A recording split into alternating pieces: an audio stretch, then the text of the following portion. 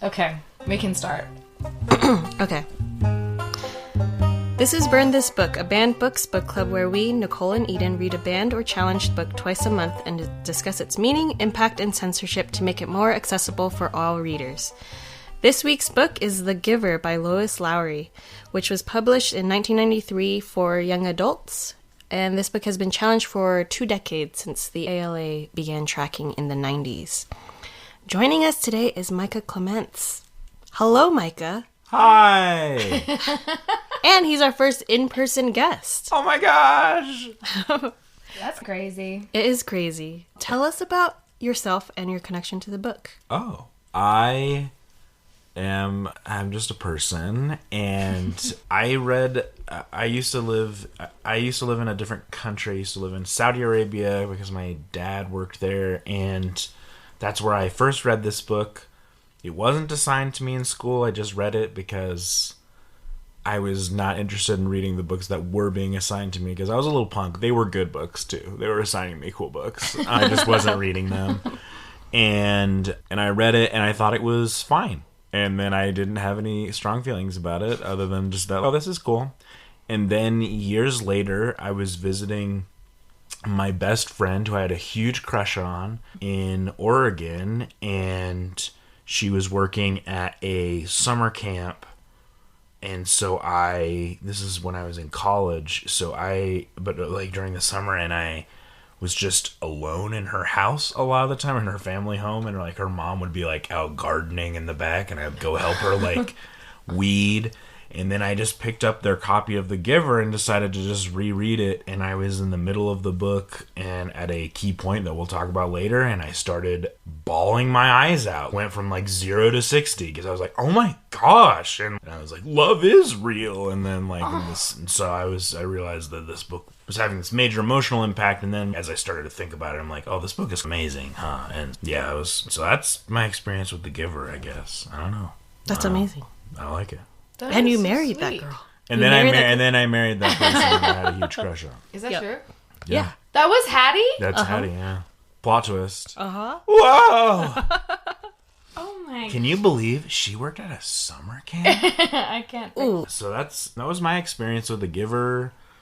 Okay, I have to say one thing about The Giver before I forget, because it's not on my written agenda. I discovered it on last night or this morning. Do you know who took the cover photograph on the basic thing? No. Lois Lowry did. No way. What's up, Lois Lowry? She took the cover picture. Who is that? Who's the model? Yeah, who's the model? I don't know. I like to think of it as God or Father Time. She is friends with him. Seriously. Wow. I always thought, this is something I realized just yesterday, that I had always assumed Lois Lowry was a man. And that Lois Lowry was the man that's on the cover of all the books. But I know that's not logical. It doesn't make sense. But I just always was like, that's just the way it is. And last night watching a lot of her speeches that she's given, I was, she's very much not that old man on the cover. That's The Giver. I don't know why I just assumed Lois Lowry and The Giver were the same person. Yeah. I don't know what was going on, but That's my fun. whole life I've just had that in my mind where it's yes. I like that. Yeah. I like also that you saw the name Lois and you're like, that's a dude. Yeah. That's the guy. I think it Do we know any was dudes more named sexist Lois? than anything else. I just thought it was an old-timey man name. No, but I mean, for sure. Ashley Yeah. or Shannon, right? Yeah. That one used to be Ashley, yeah. So... I haven't met any guy Ashleys yet, but... You haven't watched Gone with the Wind. I haven't watched... Okay, I have. But I don't consider that meeting. So I guess that's the difference between us. As I didn't put myself into Scarlett O'Hara's shoes that deeply. So Life is a series of parasocial relationships. It really is, though. Yeah, good. But I think it was really sexist, because that book it's just so good. And I don't know, I think as a kid, I was just I never thought about what the gender is of the author. Sure. So my teachers never made it a thing, and I just assumed, oh yeah, obviously this is a man, because that's how authors are. Unfortunately, I remember in high school having to overcome those things and thinking I used to be more sexist than I am today, and I'm always working to be better. Asterisk, huge ally, asterisk. I remember thinking, not even thinking badly, but just like thinking less just about the like that women would be writing and stuff like that. But clearly they were and are, and Lois Lowry is such an incredible example. And this is not even her. She'd already won the Newbery Award at this point, right? I think so. For Number of the Stars. Oh yeah, that was her too. Gosh. Which is also a short little guy, but really powerful. With a person on the front as well. Yeah, a young girl. A young girl. Did she photograph the girl? I bet you she probably did. I think it was a... Wait a second. I remembered it as an illustration, but it is a photograph. I don't know. Could be. Wow, that's cool. That's pretty cool. It is pretty short, which is one of the things I like about it, actually. It's such a little... In this day and age where people are not really reading a whole lot, it's nice to have... If you have a recommendation, like, hey, do you want to have a blast? Like, this is going to go so quickly, and it is really intense. And that was less than 200 pages. I can read. I just learned how to read. Yeah. Yeah, I read this I listened to this on a plane ride to New York. Yeah. It's fast. It's fast. The pacing is also really good. That was what was interesting to me. It's a short book, and it goes fast, but like everything happens at the right time. Like especially, and I was reading this in The Atlantic. There was a piece that we'll put in the liner notes between two authors were talking about how great this book is.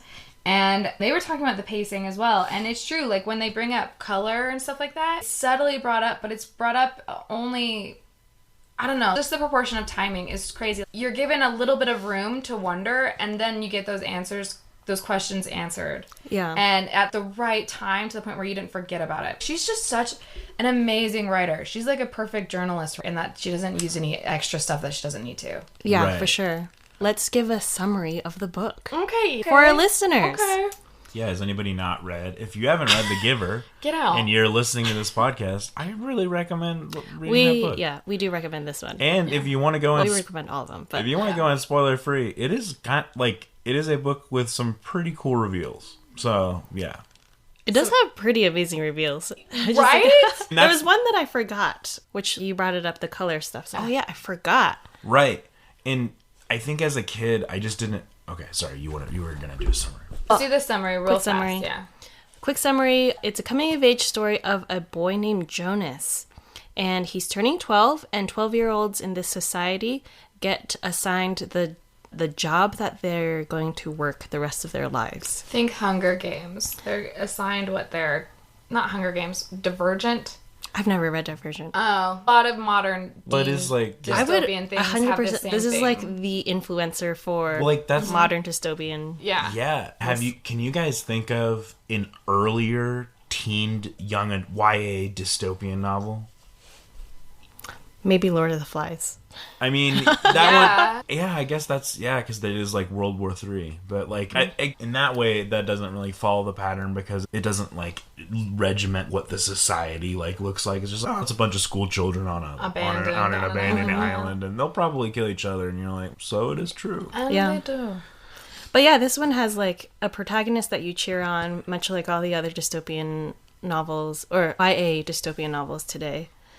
Anyway, so he gets a job. It's a big assembly, and he keeps getting put off at the end of the line for his assigned job, and everyone gets all these assigned jobs, and he gets this one that he's not really ever heard of, and it's called the Receiver. And receivers only come once in every few decades. The last Receiver didn't end no one knows really what happened to the last Receiver. No one even talks about the last Receiver. And so this is 2 receivers ago, who is now the Giver, who needs to now train Jonas to be the Receiver. Yeah, feel free to chime in anytime. But but essentially he starts his training with the Receiver and realizes that the Receiver is the receiver of memories. And thereby feelings as well. Feelings. Like, because you start to realize what is missing, because the thing that makes it such an interesting dystopian novel is it's actually nuanced in its dystopian view, because what's wrong with the world of the Hunger Games? People are starving everywhere, and they do murder games once a year. And you're like, that seems like a society that needs to change. And then they're like, in the capital, they're all rich, and you're like, yeah, that sucks. But in The Giver, they're like they're doing like detox, talking about their feelings at the end of each evening, and you're like, well, that sounds like a good idea. Yeah, I was like, maybe I want to incorporate this in my family ritual. Like, maybe that's a good idea. And like every morning, they're like talking about their dreams. And you're like, wow, that seems like a good idea too. Yeah. And so I think it's more nuanced, but you start realizing that it's very clean. It's very organized. That it's There's a super not the organized obvious tension that we'd see in other ones. Right. You see that it's very organized, and you start realizing that it is a society that has selected one, or in this case, two people to bear the brunt of all emotional difficulty. Period.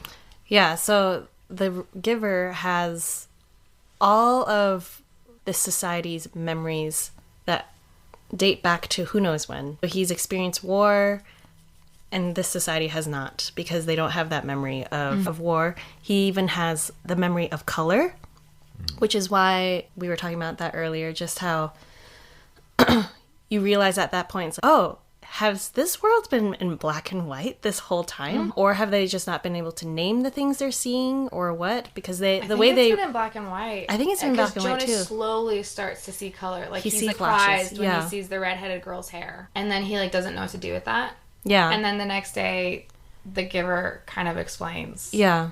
Oh, you've been seeing color. You've been seeing red. Because he also sees an apple. So he like sees 3 things that are red, and the reader is, oh, he's being surprised by all the... There's a similar thing in all the things that Jonas is being surprised by. And then The Giver immediately is, that's called red, Jonas. That's called red, Jonas. Yes. I took some... Can we get into the... Yeah, we can get into it. Oh, real quick. Just one more thing on the plot. Yep. The society values sameness, and you have these different roles for each person. Jonas is unique in his role. No one else really has that, except for The Giver, who will eventually die, and then Jonas will take over. His father is a nurturer. And that's important. Meaning that he cares for the babies. Yeah. And his mother is in the justice side of it. And every family has a boy and a girl, and you apply for those children. So there's at one point the family ends up taking in an extra baby because the nurturer father wants to see if they can help this baby. Otherwise, they will have to take the baby. They'll have to release the baby if the baby doesn't get to where the baby needs to be, which is very much like sleeping through the night or... And they talk about releasing really early in the novel. It's like on the first page when he talks about there was one time a jet flew over there and found out that the guy who was piloting it made a mistake and that he was released from the community immediately. Yeah.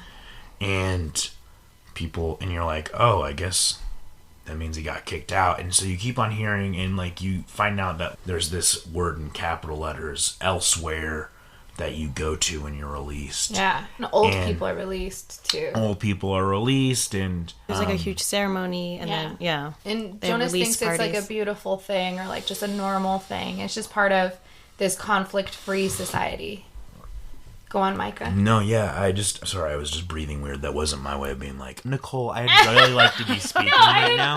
I'd really like to be speaking right now. I noticed that I totally cut you off, and I've cut you off like twice, and I'm going to stop doing that. I'm pretty sure I've done it a bunch of times already, but they talk about releasing throughout, and they layer that in, and I don't know, it's interesting, and it's that it is portrayed as though it is something that is really you're going to someplace, and being released is still seen as really negative sometimes. If you're like released against your will, it's, oh no, you're all alone out there, or hopefully some other community will take you in. But we learn later what releasing really means, and it means the thing that any adult probably listening to this has figured out, which is you die. They euthanize you. While you're looking that up, another reveal in the middle of the book is Jonas looks up to his father, who is a nurturer. He's taking care of all the children who will be given to other families. And Jonas witnesses his father releasing a baby. And that was a really hard scene to read. Being a mother of a small child, of just, oh, this is more graphic than I remember. Yeah. But no, it's awful, yeah. Yeah, totally awful, and so sad. So sad. And he uses the baby voice with that baby. It's like you see that this father is completely unfeeling. Like he's just doing his job, or he's lost in his job and that he's just like, this is for the right. This is the best thing. This is right. This is, oh, little baby, you're so cute. And then he kills him. And Jonas is just watching this, like, psychopathic kind of, what on earth is happening? Yeah. And he's completely unfeeling about it. This is just how it is. He goes crying to the giver, and I think that's, like, his breaking point, too, of what is this society we're living in? Yeah. That we're killing babies. Because, like, at the same time, his dad took in a baby to see if they can, like, an experiment. Yeah. To see if he could nurture this baby better. And then there were just, like, hints of him about, oh, tomorrow we're going to release Gabe. And that's the little boy.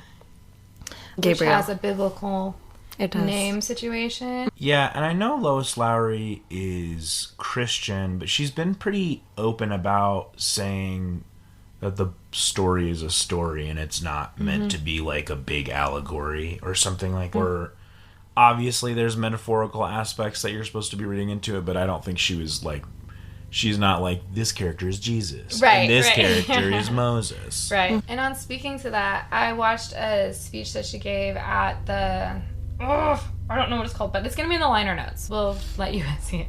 It's really beautiful. And she talks about why she writes.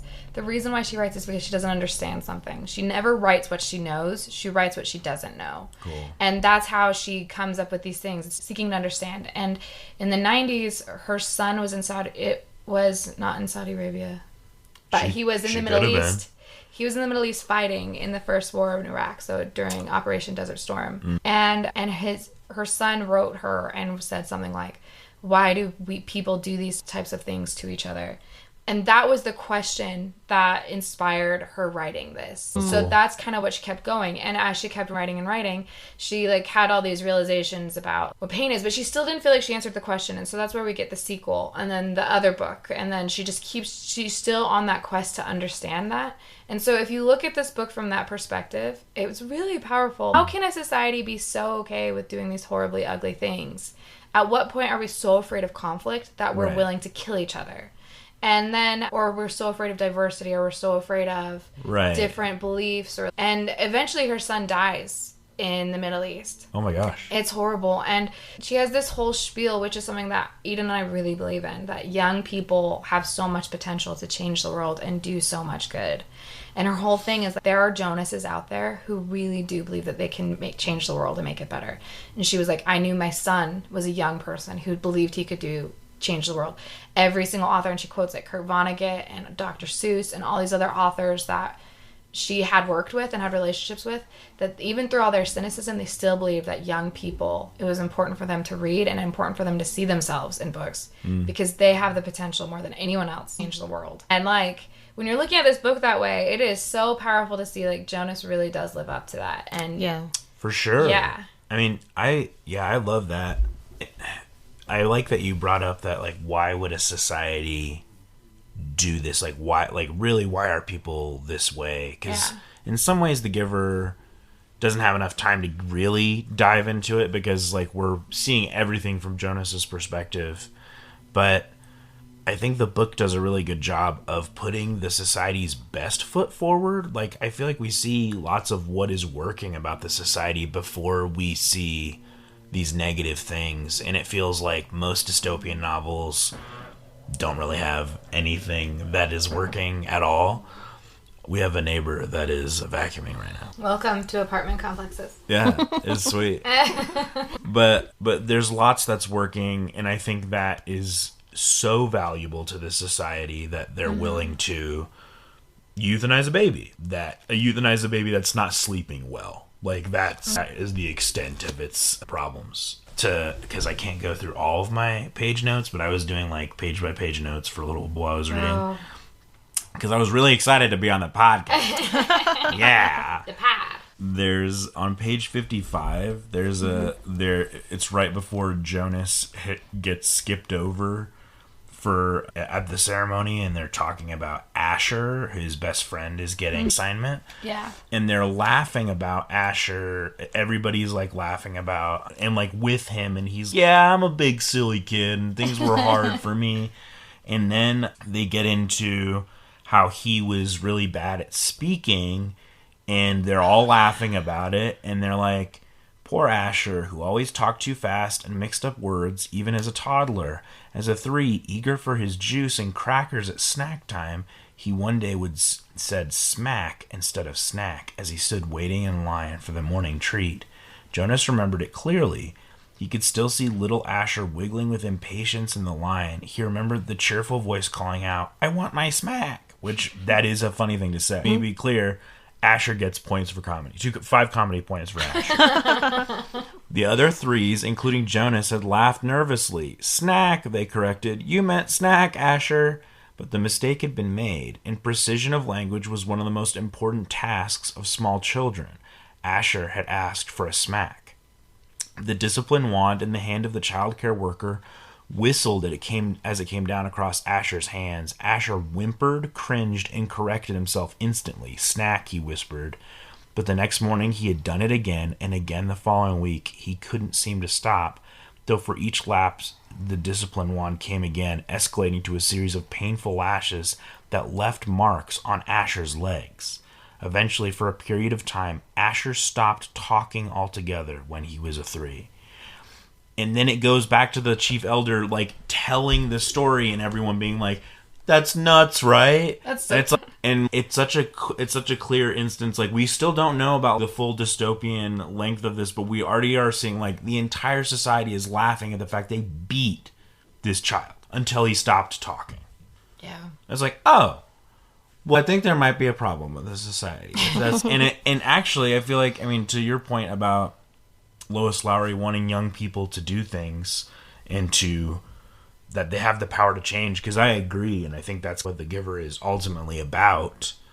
The Giver society is a society in which Asher is silenced because he can't speak properly. And this is a banned books podcast, so it is inherently funny that it is a book about that. Like, that people are like, "I would like to silence this. Actually, can we silence this voice? I know it's about silencing voices, but I don't understand the irony, and I don't care." Anyway, did you have some thoughts about that, Eden? I love this book. Yeah, I have a lot of thoughts about it. And I remember I wrote down that the discipline wand was used on the old, too, like on the young. Oh. So nasty. It's just throughout, yeah. You guys mentioned earlier how this is an organized society. I would also add that it's an intentional society because of that precision of language. Oh.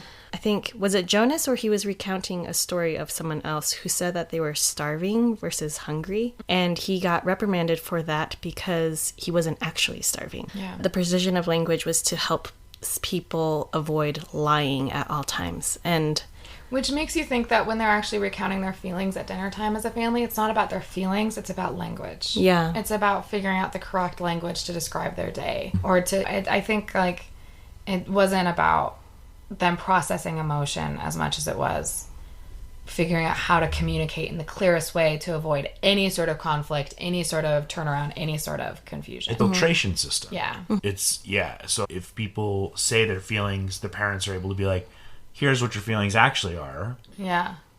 And the child, and here's the thing, you can be convinced of stuff like that. Yeah. Yeah. Even there was a point where Jonas has a dream and he feels stirrings. And so he talked about those. Was it during the dream? And his mom was like, "Oh, like those feelings you're feeling." So he had a dream about a girl. Those feelings you're feeling is called stirrings, and we take pills for stirrings. And so they were literally suppressing, like, the very natural, like, progress of sexuality within a child. Yeah. To avoid the conflict of stirrings. Yeah. And it's just, is it like every feeling that they cannot control, or that they don't have time to understand or take time to understand, they just suppress it? Because I think that, like, sexuality, especially sexuality, and we see this with don't say gay bills. Don't say gay bills in Florida and other places, and, like, all of these things, like, even just love as a construct in literature is, like, something that is so misunderstood. That's why we study it, and that's why we talk about it as human beings, because we're like, it's so crazy, and people do crazy things because of love. It's a really it's probably the most complex emotion And it's really messy. And I think that idea of them suppressing that just to make sure that they can still organize these families in the perfect way. And they match make the couples, so you don't get to really choose who you're with, but and they matchmake the kids, yeah, too. and then they matchmake the kids according to the couples. And you also have handmaids, very much like Handmaid's Tale, women who are just giving birth nonstop, basically. They're not treated well, but they're, yeah, and then they give birth, and then the child is given up, and a lot of the time the women never even meet the child that they gave birth to. So you have all these family relationships that you don't know. It's broken up families, intentionally. Intentionally, but, and someone said this in that Atlantic article that we'll link, is Jonas has dark eyes, everyone else has really light eyes, and the giver has dark eyes, and so does Gabriel. Flipped. They have light eyes. Oh, and everyone else has dark eyes. Thank you. And so does Gabriel. So there's like a question like maybe they're actually related. And you didn't know, yeah. Yeah, maybe their family line is like they're genetically related. So but they don't know, and they'll never know. That's actually really beautiful, because my main thought with this is like the importance of historians in our society. That rules. And that was a very cool reading, and that's why you're on the pod. And continue. And that fact that you just had of them being possibly related, this is the only blood relationship that we see of in this book. And one of the things I wrote is that they don't have grandparents in this society, because once they turn old, then they go to the old house. And no one ever visits them, except for the people who are volunteering or assigned to be a worker in the old house. And I wrote down that grandparents are the receivers of memories in families. Yeah. And it's because of them that, like, we are able to learn our own family histories and learn resilience, because, my great-grandparents or grandparents went through the Cultural Revolution, and if they can do that, I can do this. But also, like, it informs a lot of what I have to work through in my life too, as like generational trauma, in order to live a better life for my descendants. Yeah, I just thought that was very beautiful. And so, like, to have the giver and Jonas and Gabriel have similar eye color, then it's wow, that's beautiful. Yeah, this family, there's importance in family. And there was one thing, too. There was another relationship that we didn't talk about, which is the person who was going to be a receiver, that was a receiver before Jonas, that went terribly wrong. The giver reveals later on that was his daughter. Right. And so there is another family relationship, which makes you think, could that person have been related to Jonas? Also, there's that familial thing. Also, did the society know it was the giver's daughter? I don't know. That's never answered. We don't know if anyone knew that, or if that's just something that the giver knows because he has all his memories. But even, like, for me personally, like, last night, I have this little baby nephew who's really sick, and it's really scary. And he's been in the NICU since he was born. And my sister and her husband have already gone through so much. They lost their child right before this baby. The child before was a stillborn named Warren.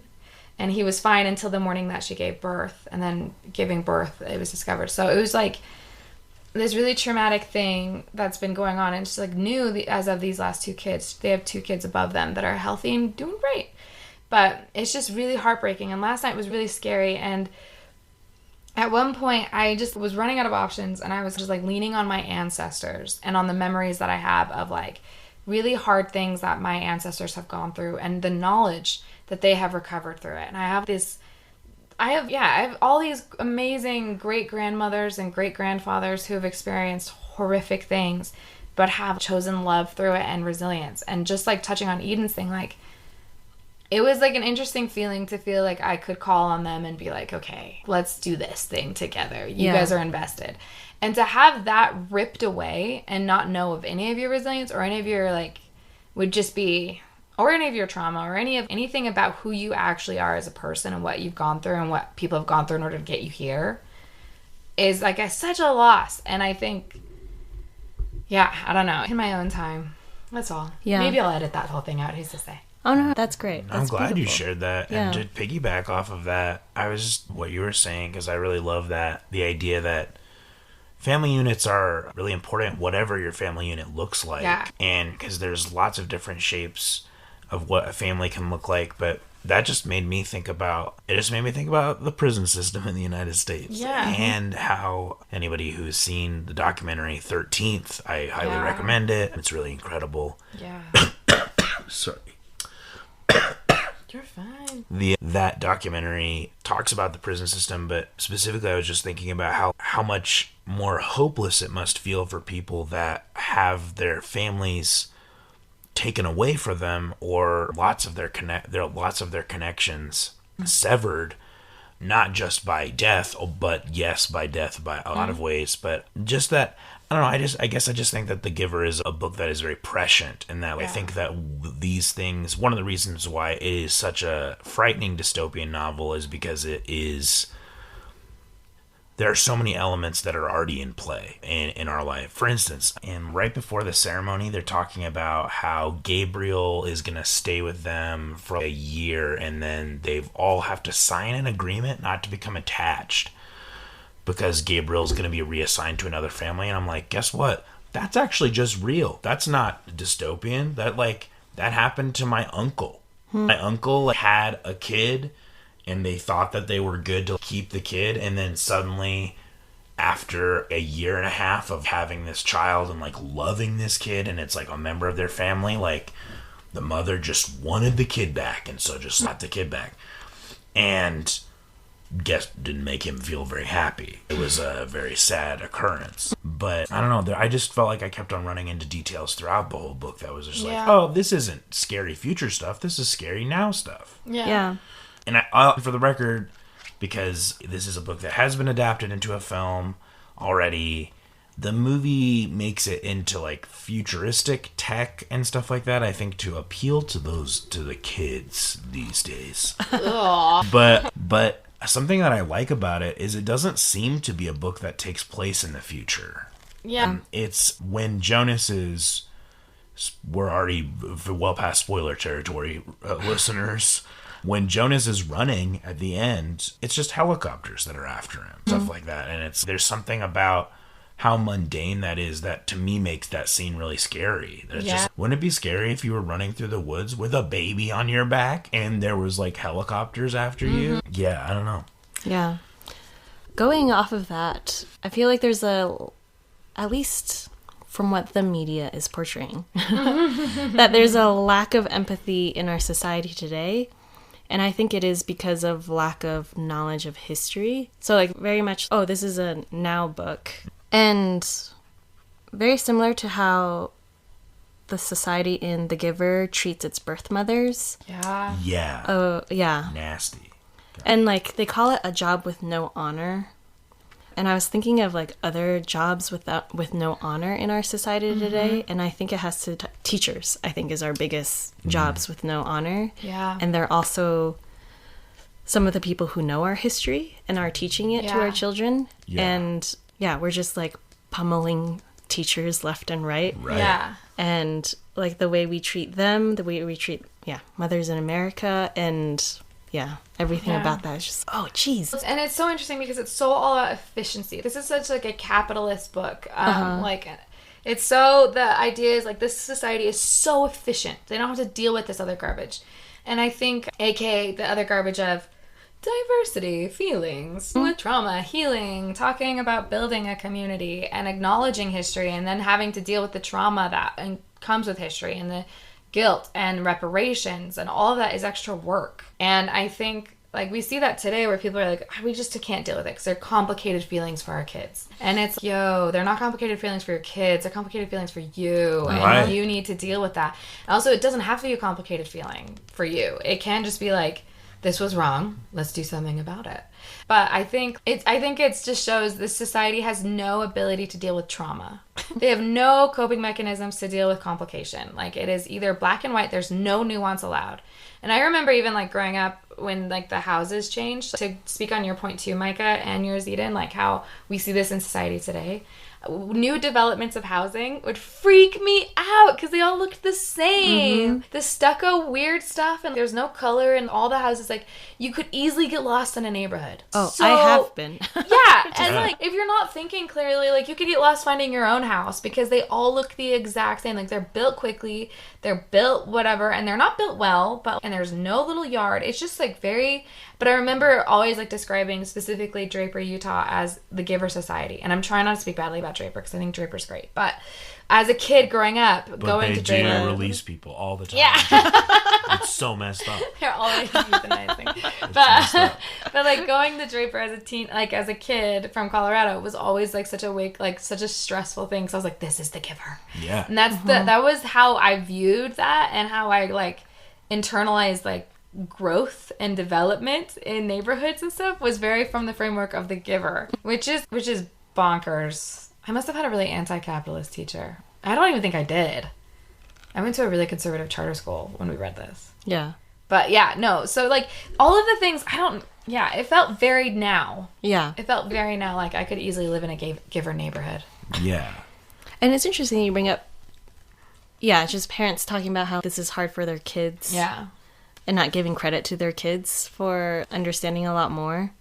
I think Stephanie said this in our last episode. Oh, like you're assuming that your white kids are going to sympathize more with slave owners than with abolitionists.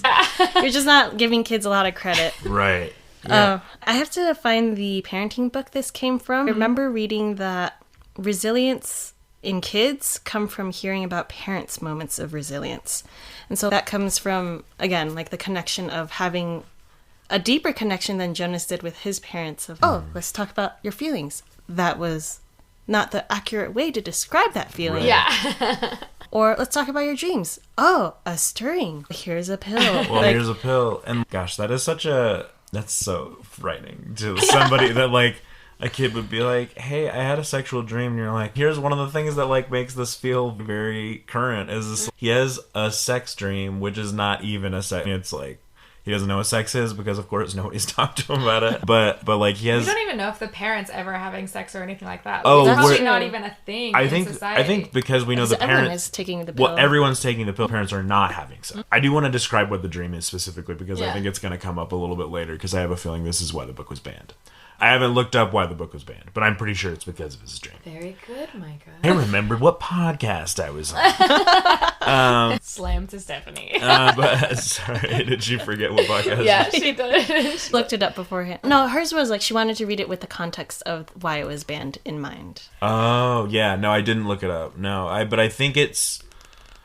No, so the dream that he has is... He has a dream that he's at a place that is like the old person treatment center, but there's only one tub, and he's standing next to it with his friend Fiona, and he's asking Fiona to take her clothes off and get in the bath because he wants to bathe her. Like, the way that he has bathed the old people, like giving them like a sponge bath, and she's like laughing at him, and he describes the feeling as this wanting.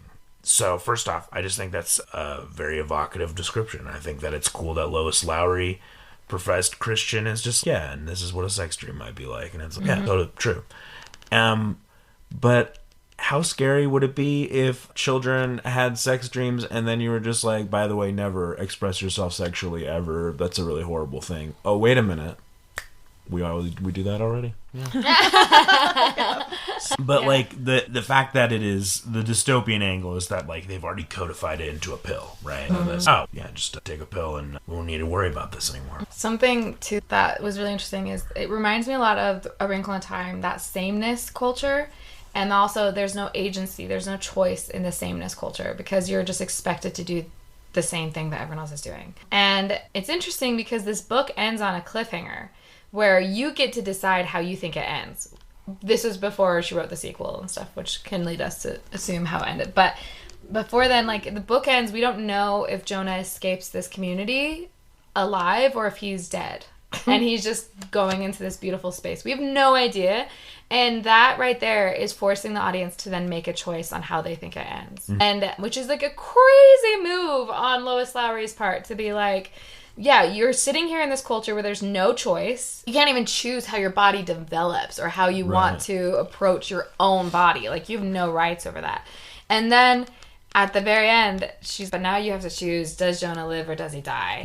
Was this a happy ending or was this a sad ending? Yeah. And it's like a crazy way that she trusts her reader, who is obviously a young adult, because that's who she's writing to. And it's just another testament of, we'll see. Yeah. We'll see. And it's interesting because the premise is that if Jonas leaves, all the memories that he's received from the Giver now will explode into the community because he's no longer there, and the community will have to deal with those memories. And therefore, he revolutionizes the community immediately because they have memories again. Yeah. Right. And that they'll suddenly, which, I mean, punk rock ending, actually, if we're being honest. It's very rock and roll. It's very punk rock to be like, you know what this community needs? They need to have this forced on them. They need anarchy. Listen, here's some emotions to deal with. So that's how it ends. They need to remember war, what it feels like. Yeah. Seriously, though. Like, even when Jonas learns about war, he goes and he's playing with his friends, and they're, like, playing, like, shoot-'em-up games. And Jonas isn't into it, and he tells them to stop, and he's, no, I'm not into this. Actually, war sucks now. Yeah, exactly. Yeah, because he has that visceral memory of what it feels like to be which is like scared for your life and all those things. I feel like we're bringing. This is a big serious episode, so I'll try and keep my tone light as I say something really scary. But like living in the United States with public shootings and stuff like that, every time I see like kids playing with like guns or playing like shoot 'em games, I'm just like, maybe we don't need to do that. Which is so incredibly hypocritical, because I definitely played primarily like shooting my friends' games when I was a little kid. So I don't know, but it is, I don't know, there's lots of little nuggets like that in this book. Yeah. And it's actually interesting because he doesn't know that, he only knows that baby was euthanized because the baby looked and acted like a body he saw in a memory of war. Yeah. Yeah, the dad doesn't know what he's doing. Yeah, does the dad understand? I don't think the dad understands. Yeah. Because no one knows what death is.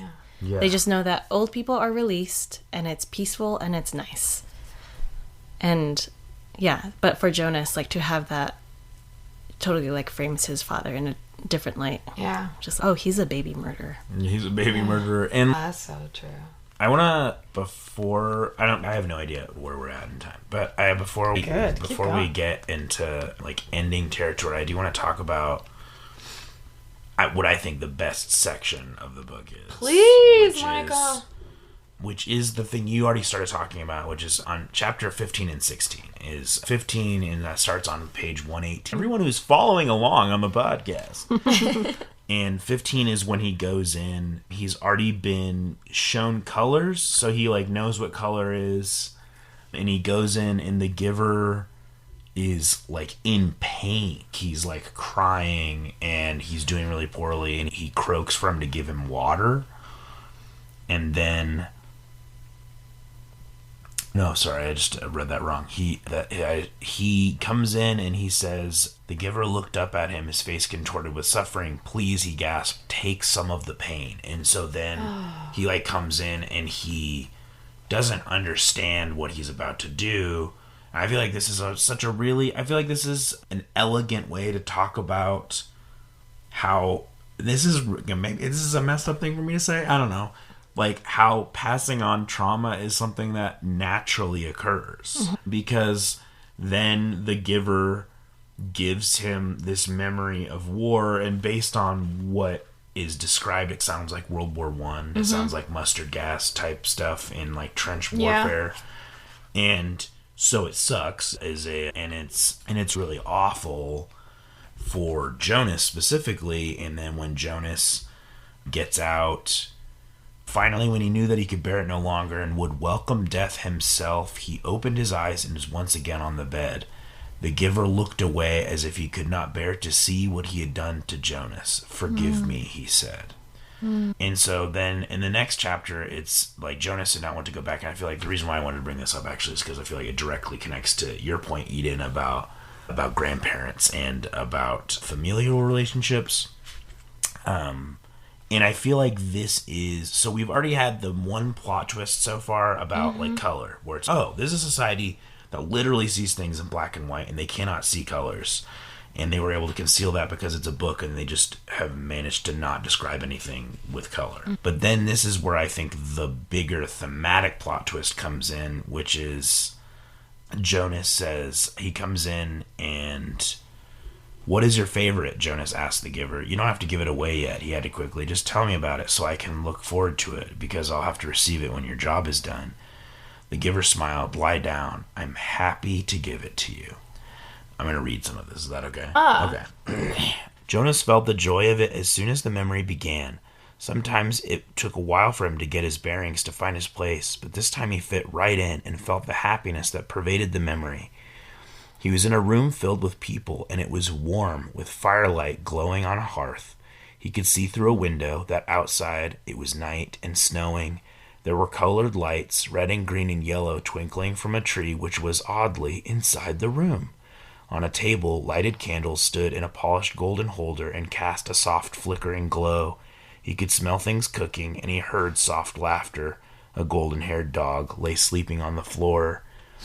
On the floor there were packages wrapped in brightly colored paper and tied with gleaming ribbons. As Jonas watched, a small child began to pick up the packages and pass them around the room, to other children, to adults who were obviously parents, and to an older, quiet couple, man and woman, who sat smiling together on a couch. While Jonas watched, the people began one by one to untie the ribbons on the packages, to unwrap the bright papers, open the boxes, and reveal toys and clothing and books. There were cries of delight. They hugged one another. The small child went and sat on the lap of the old woman, and she rocked him and rubbed her cheek against his. Jonas opened his eyes and lay contentedly on the bed, still luxuriating in the warm and comforting memory.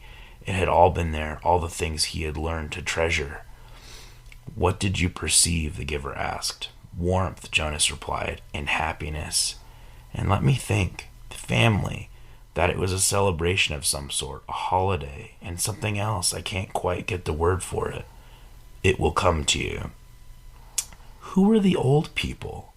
Why were they there? It had puzzled Jonas seeing them in the room. The old of the community did not ever leave their special place, the house of the old, where they were so well cared for and respected. They were called grandparents. Grandparents? Grandparents. It meant parents of the parents long ago. Back and back? Jonas began to laugh.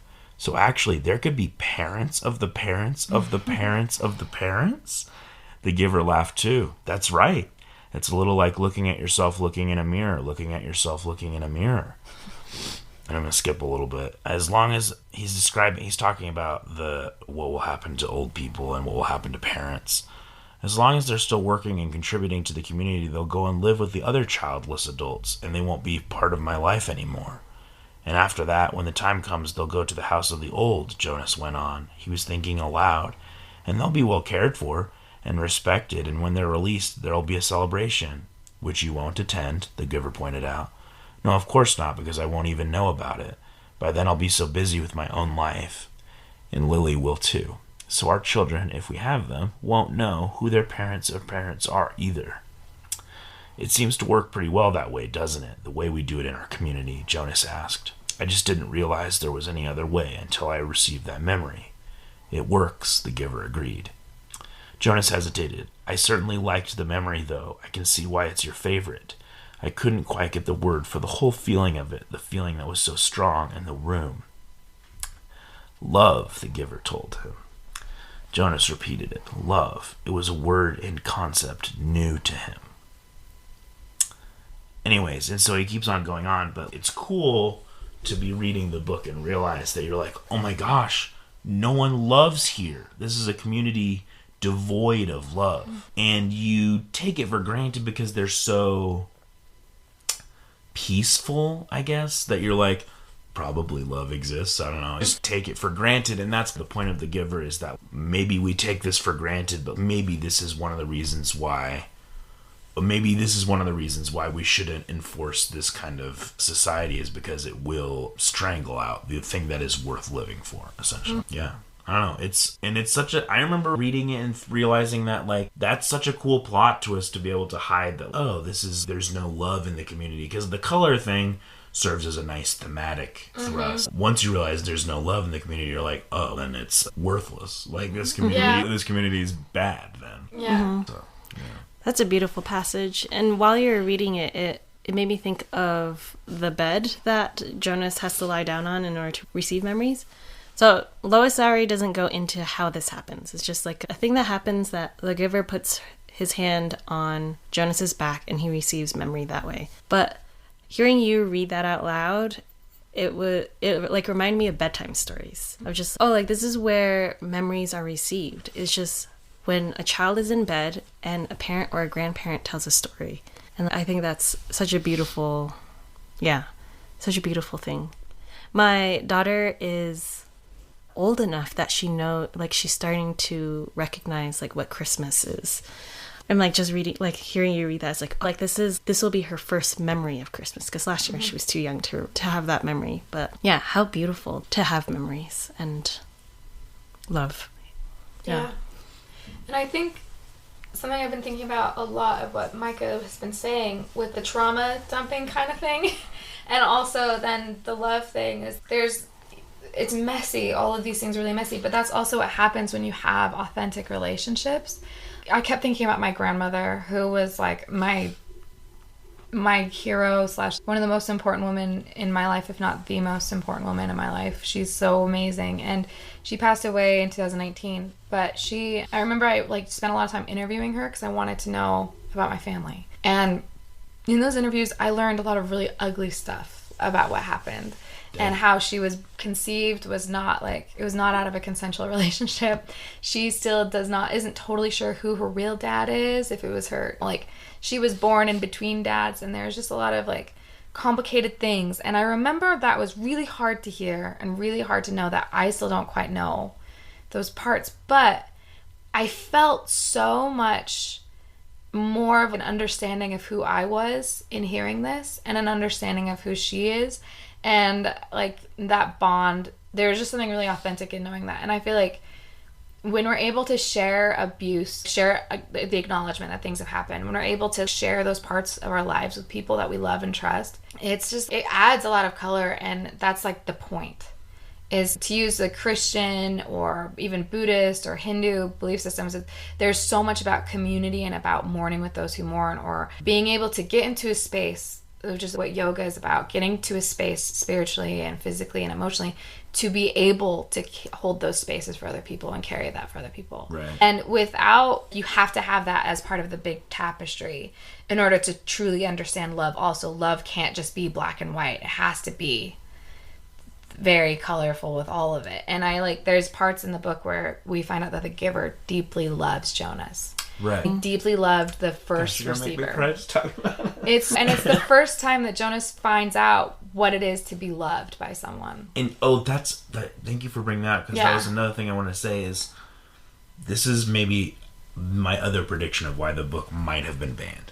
Jonas, I think it says this explicitly in the text. He realizes at one point that his parents don't love him. Yeah, yeah. And that's a pretty punk rock thing to put in a YA book. That is a punk rock thing to be like, actually, they've never loved you. But Seniors America. Yeah. but I think it's just, think that's a really crazy plot reveal as well, to make that connection that actually, it's me on my own. And while I don't think that's true of all, I don't think most families are like that. Right. I believe that most parents love their kids. At least, fingers crossed. No, actually, no. But we didn't do the poll that we were supposed to do. Yeah, I didn't do you love your children? But I do think that has probably applied to people before, where it's, maybe this is, I don't know, I think that's a really interesting detail. I would be interested to hear from anybody who has read this book before and been like, that was an important moment in my life to realize that I was like, I have this separation between me and my parents. Yeah. Yeah, it's interesting to put. I think when we think about the boomer generation who were raised by World War II parents, there wasn't a lot of authentic sharing. When they're like, I think about my dad and his relationship with his parents, I think they've developed a lot of stuff, but that era was just such a different way of encompassing love and being able to give love. And I think about different dating relationships I've had where I didn't know how to receive love. I was not in a healthy place to do that. Sure. Nor was I in a healthy place to give love. And I think that this is an interesting conversation about that, because the giver clearly loves in such a pure way. Mm-hmm. And I'm sure it's because he's held once again, the tapestry of emotion inside of himself. And he's done it as a sacrifice to the community at large, too. Yeah. So there's the hero's journey kind of vibe, where there's a savior thing going on there, too.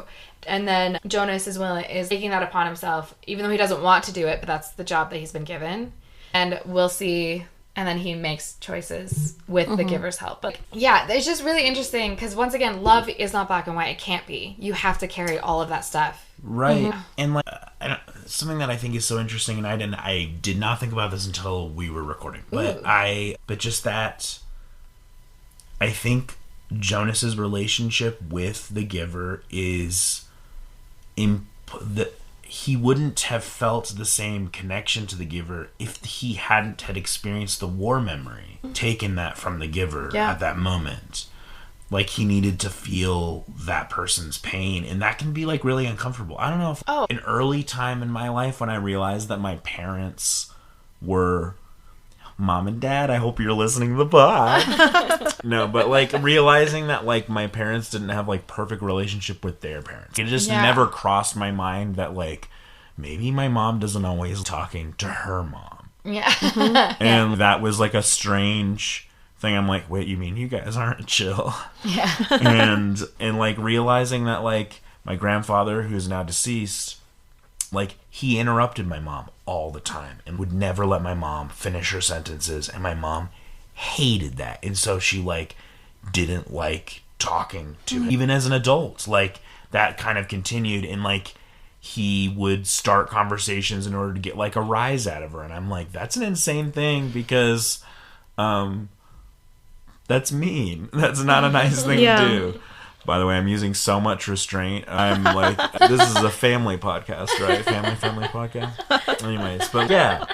But like, and then recently, and what like you were talking about discovering trauma from your grandmother, which by the way, that's awesome that you interviewed your grandmother so much. And I really, truly wish everybody would do that. I interviewed my grandmother recently and found out she like said some like feminist stuff that I never thought was going to come out of her mouth in my entire life. So I was like, dang, that was cool. And just because she just didn't come off that way to me. But my other grandmother, I like discovered some really traumatic events about her recently that I can't share on the air because it's still a secret to a lot of people. But it's like I discovered things about her. And it was interesting how it changed my perspective, but not in a way, it didn't make me hate her. And I think that's something that reflects the fear of the society and the giver is just, if people knew everything, wouldn't we hate each other? And to me, my answer is no. It was like, if we can just learn to accept those things, it's, you know what? Life's hard all around and people do really screwed up stuff. But I think, I don't know, knowing is better than not knowing, to me. Yeah. So... That's really interesting. And actually, this is bringing to mind therapy for me. Because I'm doing EMDR, and that is all about reprocessing memories and sitting there with memories and letting your brain take you wherever has brought me a lot of empathy for the people in my life, my past, of just like sitting there and sitting in a memory and then reframing what that memory is in my mind. And I think everyone thinks this, but I think I'm my therapist's favorite patient. Heck yeah. But yeah, we had a lot of emotional moments where both of us are crying because of this memory that I'm reprocessing and because of the angle that my brain is, oh wait, think about it this way. And like I feel a lot of healing and still a lot of mixed emotions because multiple things can be true at once. Right, yeah. But yeah, it's really beautiful. Yeah. And like the value of reprocessing memory too, instead of suppressing it as well, to be able to bring it up in a safe place and make it so it's not so painful anymore. And build that resilience and all of that. But you can't do that if you're ignoring the past. Yeah. And that's something that like we're seeing today. There's so much fear about the past. There's so much fear about being held accountable for things. And there's so much defensiveness. And it's really interesting because I just want to just shake everyone and be like, do you just want to heal? Can we just heal? Or do you just not want to? You just want to keep leaving that wound wide open and ignoring it until you have to chop that leg off. Come on. I do think that currently people don't want to heal. I feel like dang it, Micah. I feel like popularly, I've just been thinking about this about how vicious the internet is, and I'm not getting mad at cancel culture. That's not what I'm doing. But I do think that generally people are really vicious towards one another whenever somebody finds any fault in another person, just being like, this person sucks in every way, get rid of them. And to me, what it feels like, it feels like vengeance culture, and it feels like it comes from a place of self-loathing to me. It feels like it comes from a place of if I did these things and suffered for them, then everybody has to suffer for them the exact same way. But I don't think that it's always going to be that way. But I do think that I see a lot of that reflected today. Something that Lois Lowry couldn't have known because this was written in 1993. But release culture. Yeah, release culture. Get him out of here. Get that pilot out of here. Get that old person out of here. Get that old person out of here. Unfortunately, that is it. Actually, because I would feel remiss if I didn't bring this up. We're recording this in the year of our Lord, 2022. And the pandemic's all over. Just kidding. But we just had this big pandemic thing, and the people who suffered were the older people, mostly. And the people that seemingly weren't going to contribute to society in the way that people wanted them to, even though they were the essential workers and also anyone with a long-term illness or... Yeah, and I know that it wasn't all just old people, but those were the most people that were at risk to die. Such vulnerable, yeah. And it did, to me, feel a lot like people generally did a giant shrug that was just like, they're old, right? Their time was coming. Yeah. And it's just like, guys, that is a really dark thing to do. And anyway, we see that even with my sister's a kidney transplant recipient. Cool. So we're pretty involved in the organ donation community. Nice. But we see that a lot with organ donations too. If you reach a certain age, you aren't as much of a priority. Yeah. To receive it, which is crazy because you're still feeling pain at 100%. Your ability to feel pain and your desire to live a full life doesn't go away just because you're old. Right. Weird how we value people based on their output. Right. And that's scary. Yeah. And I don't like it. And I think, hot take, it's wrong to do that. Yes. Very good. Same here, Micah. Yeah. Very good, guys. Very good. I have a question for you before we get into the banning. So, do you feel like this book does answer the questions that Lois Lowry was asking, that specifically why do people do such terrible things to each other? Do you feel like she got to even just around the answer, or? I think it's interesting because I wonder if she was asking it because specifically based on it was a Middle Eastern community that her son was in because she was in Iraq or whatever. So wondering, maybe she was like, why are there really scary religious cultish thing going on? Which, by the way, I am not calling Islam a religious cult. I'm calling organizations like the Taliban. Yeah. And there's equal ones in Christianity as well that are really scary. Actually, I have to tell you guys about one off mic. It's so nuts. Okay. Anyway. But yeah, do I think that she got to the answer? I think she got to some interesting, how people could perpetuate, why evil societies are perpetuated. Because even though the society of the giver feels like it is so controlled, it is a society that is based off of fear. Yeah. So I think she did get to that. I think that is cool. That's really true. I think that was my answer too. Fear and wanting to control it. Yeah. Fear and control. Yeah. Which is what we see in extreme governments. Yeah, that makes sense. Okay, banning. All right. Guesses to why this was banned or challenged. My guess of why is because babies are being killed. Oh, dang. I didn't even...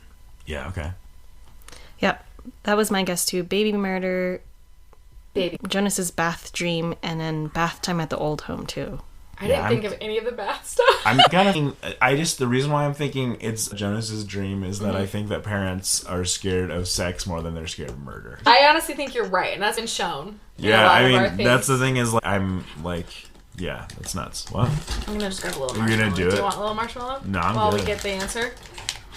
It's minty inside. Oh, yeah, okay, I'll have a marshmallow while we're getting the answer. Thank you so much. You're so welcome. Oh, jeez. Okay. What? Is it worse than you thought? Oh, no, it's exactly what we thought, but it's just the quotes that came from it. Oh, It's thank just goodness. has been banned or challenged in various schools at times due to the potentially difficult topics it brings up, including infanticide, suicide, and euthanasia. Some groups have wanted to ban The Giver because they feel the story depicts sexual awakening and violence. Some parents in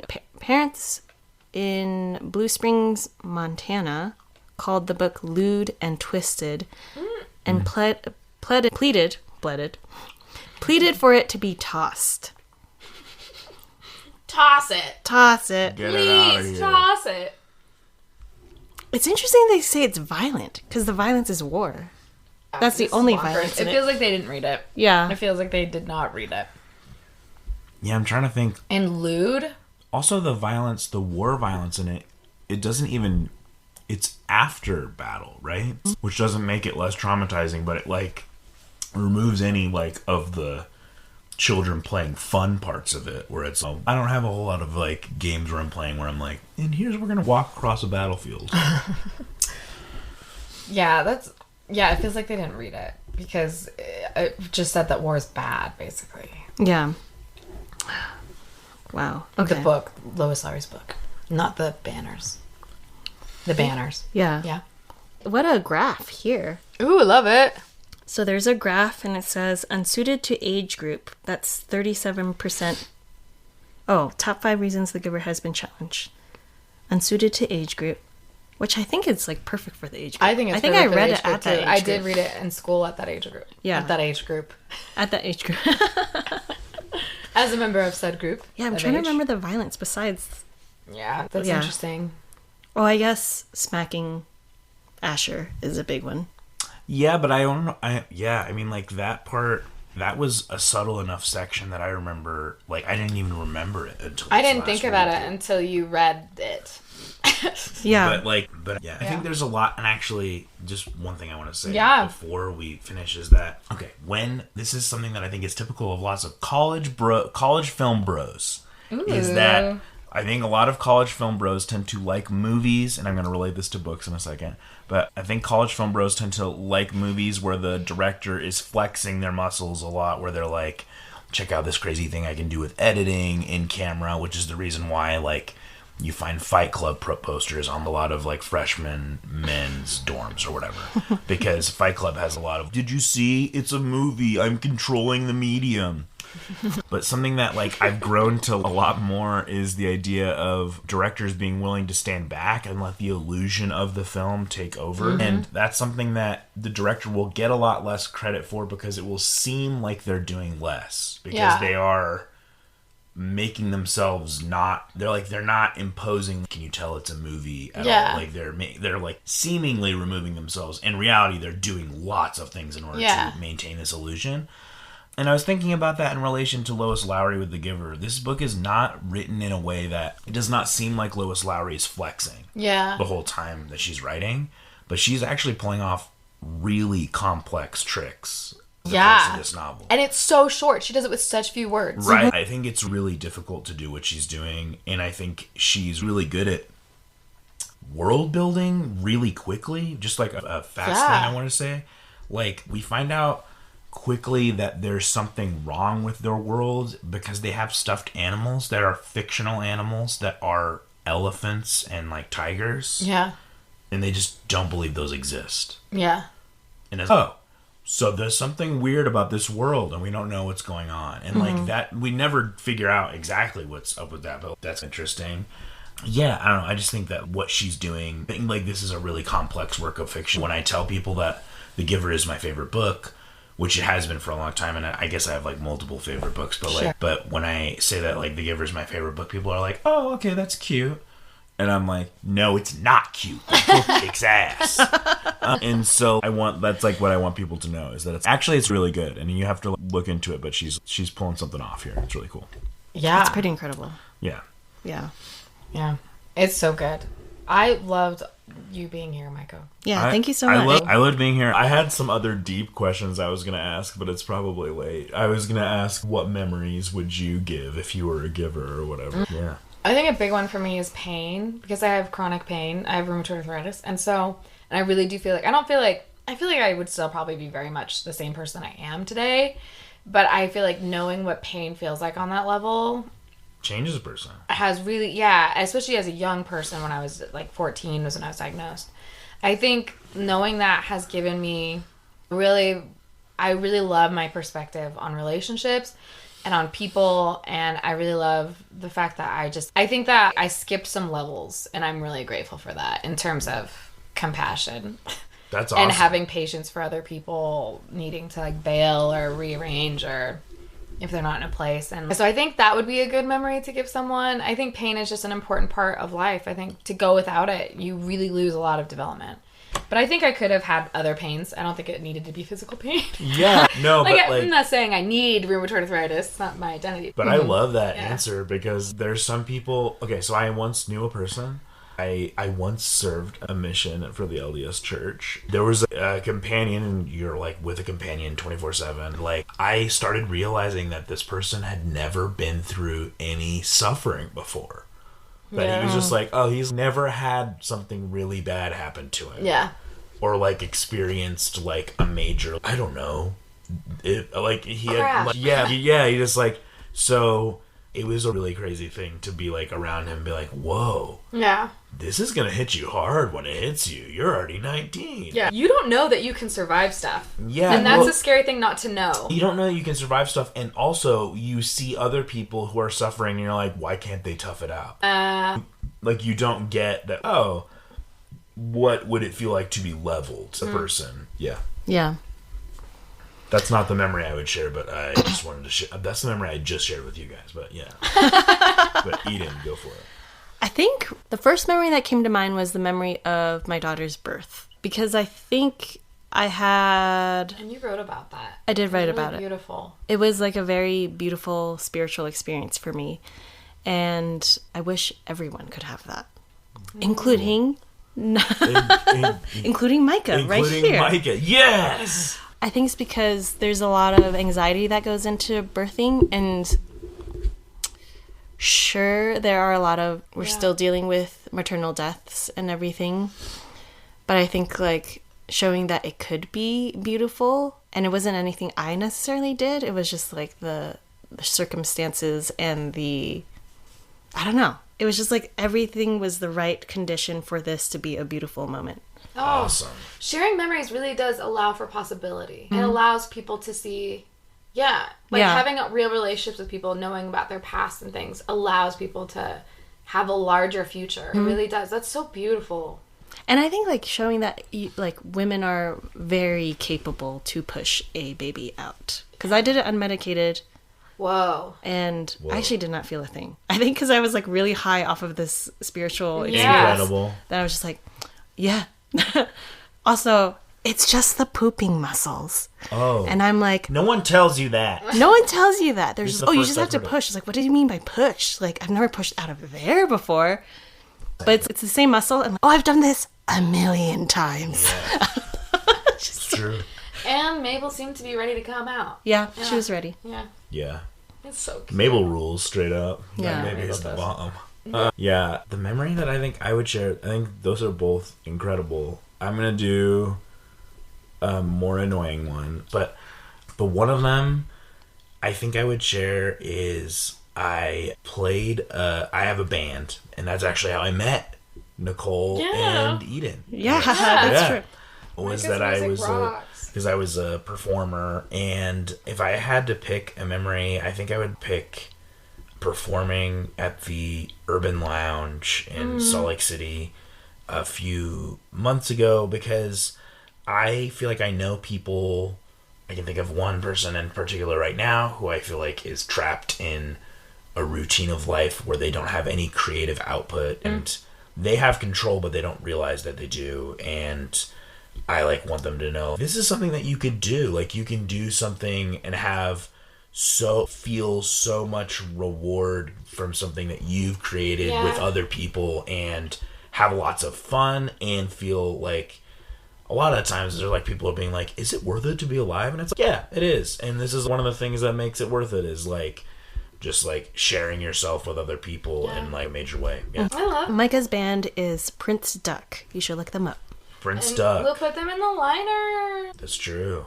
That was so great, Micah. I loved all of this. I love this book. I didn't love realize this how book. much I loved it until this most recent read. I was like, yeah, it's a good book. But it is like a really powerful, like you said, it's a brilliant... I don't get how Lois is so understated in how she approaches like the world, and she does it in such a way that's... You just did this in 200 pages, and I don't know...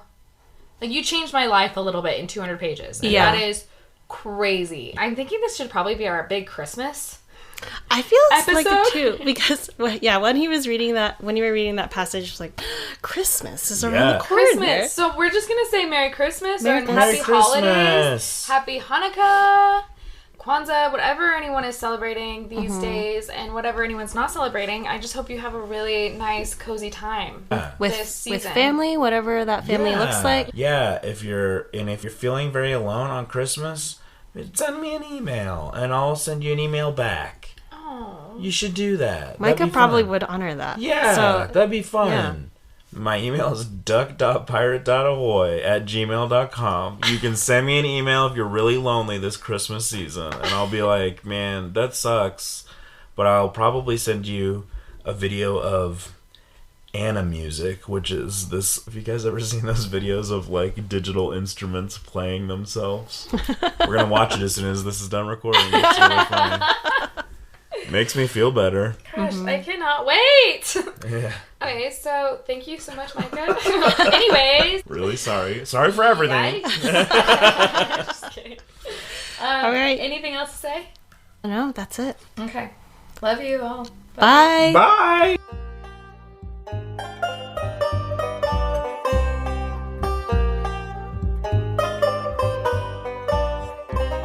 Burn This Book is produced by us, Nicola Corin and Eden Wen.